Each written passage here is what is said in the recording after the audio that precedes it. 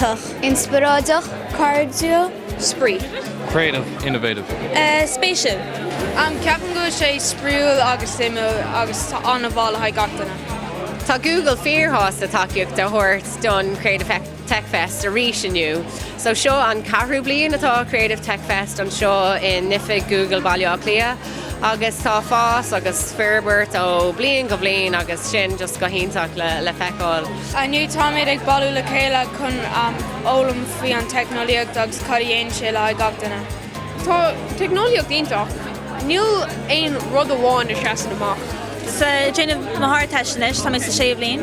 Nniu bhí obair na gapal déantá in sarán sin bhí mé fiasa a chuid technoliaachta. Chur méid trunks go dul seach clip beag go rinne mé. Níl sé cuaine go fáil ach sílam go maiid sé gomáin ó chun mé níos mó am straán. Dúsáid mé JavaScript. Nuair tá mé lééis sinna bhálam obair mar inaltóir. No, ein rud ag bhaint le riomhairí. Ní mar science mar tá ó arán go léir trí gaeilge.